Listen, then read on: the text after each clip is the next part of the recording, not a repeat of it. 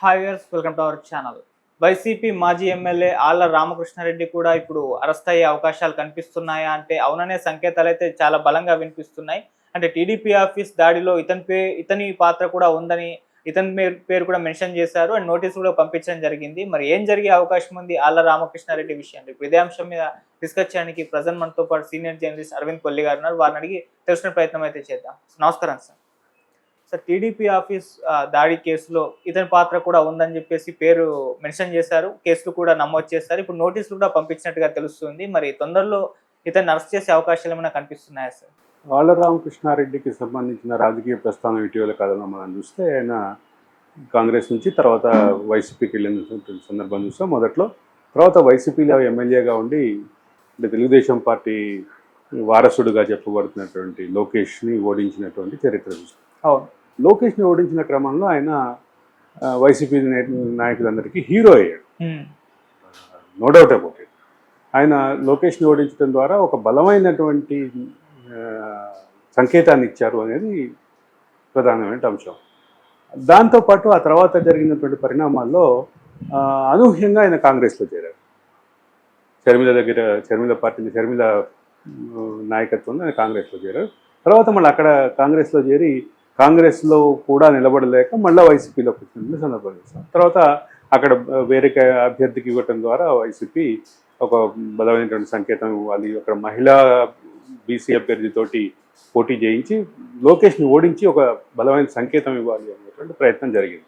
అన్నట్టు ప్రధానమైనటువంటి నాయకులు చాలామంది మీద మహిళా అభ్యర్థులను నిలిపి కొత్త మహిళా అభ్యర్థుల చేతిలో ఓడిపోయారు అనేటువంటి ప్రచారాన్ని విస్తృతంగా తీసుకెళ్ళాలి, భవిష్యత్తులో టీడీపీని సమాధి చేయడానికి అది ఒక రాజకీయ అస్త్రంగా వైసీపీ ప్రయోగించింది.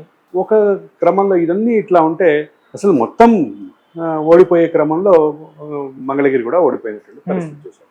ఈ మొత్తంలో రాజకీయపరమైనటువంటి మార్పులు వీటన్నిటిని చూస్తే ఇది ఆళ్ల రామకృష్ణారెడ్డికి ఆల్రెడీ ఇబ్బందుల్లో ఉన్నటువంటి ఆళ్ల రామకృష్ణారెడ్డి రాజకీయ ప్రస్థానానికి ఇది ఇబ్బందికరమైనటువంటి పరిణామంగా చెప్పాలి. ఇది ఒక పక్కన ఇట్లుంటే అసలు మంగళగిరిలో ఉన్నటువంటి స్థానిక శాసనసభ్యుడిని ఇన్వాల్వ్ చేయకుండా, నిందితుడిగా చేర్చకుండా ఎట్లా కేసును ముందుకు నడుపుతాము అనేటటువంటి ప్రశ్న తెలుగుదేశం వర్గాల్లో బలంగా వచ్చింది. తెలుగుదేశం వర్గాల్లో బలంగా వచ్చేటటువంటి క్రమంలో ఆయనకి సంబంధించినటువంటి పాత్రని ఖచ్చితంగా చేయాలి అంటూ ఒక బలమైనటువంటి వాదన తెలుగుదేశం వర్గాల్లో వచ్చింది. ఇక్కడ మొత్తం మీద ఒకటి గమనించాల్సిన అంశం ఏంటంటే స్థానిక శాసనసభ్యుడు అదే సందర్భంలో లోకేష్ని ఓడించడం ద్వారా బలమైన మెసేజ్ ఇవ్వాలని ప్రయత్నం చేసినటువంటి వ్యక్తి. ఇవన్నీ అటువంటి వ్యక్తిని మనం ఎట్లా వదిలేస్తాము? లోకేష్ని ఓడించడానికి రకరకాల ప్రయత్నాలు చేసినటువంటి వ్యక్తి 2024 ఎన్నికల్లో కూడా అదే రకమైనటువంటి ప్రయత్నం చేసినటువంటి వ్యక్తి వీటన్నిటికీ అయినటువంటి ఆళ్ల రామకృష్ణారెడ్డిని ఎందుకు వదిలిపెట్టాలి అనేది తెలుగుదేశం పార్టీ వర్గాల్లో, ముఖ్యంగా తెలుగుదేశం కార్యకర్తల్లో బలంగా వచ్చింది. స్థానిక శాసనసభ్యుడిగా ఉన్నటువంటి వ్యక్తికి ఇన్వాల్వ్ చేయకుండా తెలుగుదేశం పార్టీ ఆఫీస్ మీద దాడి చేస్తారా అనేటటువంటి ప్రశ్న కూడా వచ్చింది. తెలుగుదేశం పార్టీ ఆఫీస్ మీద దాడి చేసే క్రమంలో ఆ స్థానిక శాసనసభ్యుడి పాత్ర ఖచ్చితంగా ఉంటుందనే ఊహాగానాలు జరిగింది. ఆ నేపథ్యంలో వాళ్ళకి ఈరోజు ఆయన నిందితుడిగా చేర్చారు. నిందితుడిగా చేర్చిన క్రమంలో ఆయన అరెస్ట్ చేస్తారా, ఆయన నిజంగానే ఆయన అరెస్ట్ చేసేటువంటి అవకాశం ఉందా? రెండోది, ఇప్పుడు చేర్చడం ఏంటి? 127వ నిందితుడుగానే 128 చేర్చారు, అక్యూజ్డ్ 127. దాంట్లో ఆల్రెడీ మాజీ మంత్రులు, ఎమ్మెల్యేలు కూడా ఉన్నారు కాబట్టి వాళ్ళకి తోడు ఈయన కూడా చేర్చారని అనుకోవాలి. కానీ ఈ చర్చ అయితే తెలుగుదేశం స్థానిక కార్యకర్తల్లో విస్తృతంగా అసంతృప్తి అయితే ఉంది. ఆ అసంతృప్తికి తెలుగుదేశం ఈరోజు సాటిస్ఫై చేసిందని భావించారు. అంటే ఇది అరెస్ట్ వరకు వెళ్ళొచ్చు అంటారా సార్? అరెస్ట్ వరకు వెళ్ళొచ్చు అంటారంటే కేసుకున్నటువంటి గ్రావిటీ పరంగా, ఆ సెక్షన్లకు ఉన్నటువంటి సీరియస్నెస్ పరంగా వెళ్లే అవకాశం అయితే ఖచ్చితంగా ఉంది. అయితే దాన్ని క్వశ్చన్ చేస్తూ ఆళ్ల రామకృష్ణారెడ్డి మళ్ళీ హైకోర్టుకి వెళ్తారా, క్వాష్ చేయించుకుంటారా, క్వాష్ అడుగుతారా, ఇవన్నీ కూడా భవిష్యత్తులో న్యాయపరమైనటువంటి ఏ రకమైనటువంటి చర్యలు జరుగుతాయి, ఏ రకమైనటువంటి రిజల్ట్స్ వస్తాయి అనేది భవిష్యత్తులో చూడాల్సింది. ఓకే సార్, మొదట వల్లభనేని వంశీ కూడా టీడీపీ ఆఫీస్ పై దాడి కేసులోనే అరెస్ట్ అయ్యారు. ఆ తర్వాత పలు కేసులు నమోదయ్యాయి. ఇప్పటి వరకు కూడా బయటకి రావడం లేదు. సో అతను వైసీపీ పార్టీ కాబట్టి ఓకే. ఇప్పుడు ఆళ్ల రామకృష్ణారెడ్డి వైసీపీతో కూడా ట్రావెల్ అవ్వడం లేదు. మరి అటువంటి పరిస్థితి ఆళ్ల రామకృష్ణారెడ్డి కూడా జరిగే ఇక్కడ అవకాశం. రాజకీయపరమైనటువంటి అనుబంధాల కంటే కూడా ఆళ్ల రామకృష్ణారెడ్డిని వైసీపీ అంటే కాంగ్రెస్లో చేరినప్పటికీ వైసీపీ నాయకుడిగానే చూస్తారు అనేటటువంటి అంశం విస్తృతంగా రాజకీయ వర్గాల్లో చర్చలో ఉంది. ఓకే. తర్వాత ఆయన కాంగ్రెస్ డిటాచ్ అయిపోయి మళ్ళీ వైసీపీకి దగ్గర అయినటువంటి విషయం వాస్తవం. వైసీపీకి బహిరంగ దగ్గర కాకుండా ఆయన కాంగ్రెస్లో ఉన్నప్పుడు కూడా ఇప్పుడు ఇందాక మనం మాట్లాడుకున్నట్టుగా కోవర్ట్ సబ్జెక్టు ఆయన వైసీపీ కోవర్ట్గా కాంగ్రెస్లోకి వెళ్ళారు అనేటటువంటి చర్చ విస్తృతంగా ఉంది. నేను ఎక్కడ కంక్లూజన్ చెప్పలే ఈ విషయంలో. వాస్తవంగా నాకు మన అబ్జర్వేషన్లో కనిపిస్తున్నటువంటి రాజకీయపరమైనటువంటి అభిప్రాయాన్ని ఖచ్చితంగా మాట్లాడాలి.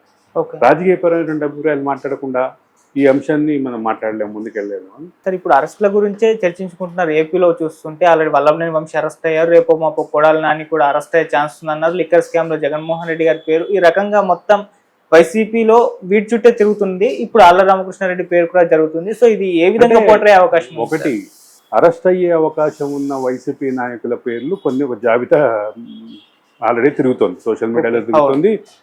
జనం దృష్టిలో కూడా ఖచ్చితంగా జనం దగ్గర ప్రతి రచ్చబండ దగ్గర చర్చ అయితే జరుగుతుంది. అవకాశం ఉన్నటువంటి వైసీపీ నాయకుల పేర్లలో పేర్ని నాని, జోగి రమేష్, రోజా, కొడాలి నాని, ఇట్లా చాలా పేర్లు ఉన్నాయి. వీటన్నిటికీ మధ్యలో అనిల్ కుమార్ పేరు వచ్చింది. అనిల్ కుమార్ పేరు అయితే విడుదల రజని, అంబటి రాంబాబు, ఇట్లా చాలా పేర్లు అయితే విస్తృతంగా చర్చలో ఉన్నాయి. అనిల్ కుమార్ అయితే ఒకవేళ నన్ను అరెస్ట్ చేసే పరిస్థితి వస్తే నేను అందరి జాతకాలు బయట పెడతా అనే మాట కూడా అన్నట్టుగా విన్నాం. వీటన్నిటి నేపథ్యంలో రేపు అరెస్ట్ ఎవరు కాబోతున్నారు అనేటటువంటి చర్చ మాత్రం ఖచ్చితంగా ప్రతి రచ్చబండ దగ్గర జరుగుతున్నటువంటి అంశంలో, ప్రతి టీ బండి దగ్గర జరుగుతున్నటువంటి చర్చల్లో ప్రధానమైనటువంటి అంశం నెక్స్ట్ ఎవరు, నెక్స్ట్ వైసీపీ నాయకుడు, మీ ఒపీనియన్ ఎవరైనా కావచ్చు. అంటే కొడాలి నాని కంటే ముందు వల్లభనేని వంశీ అరెస్ట్ అవుతాడు అని ఎవరు అనుకోలే. అందరూ కొడాలి నాని పేరు, ఆర్కే రోజా పేరు గురించి చర్చలు జరుగుతుంటే సడన్ గా అనూహ్యంగా ఇది వచ్చింది. తర్వాత నందిగం సురేష్ పేరు కూడా అంతే. తర్వాత గోరంట్ల మాధవ్ అనుకోకుండా సడన్ గా పేరు వచ్చింది. ఇట్లా ఎవరు అరెస్ట్ అవుతారు, ఎవరు ఏ దిశగా వెళ్తారు అనేది ఖచ్చితంగా ఆ డైనమిక్స్ ఊహించడం కూడా కరెక్ట్ కాదు, ఊహించడం కూడా సరైంది కాదు. Right sir, thank you so much sir.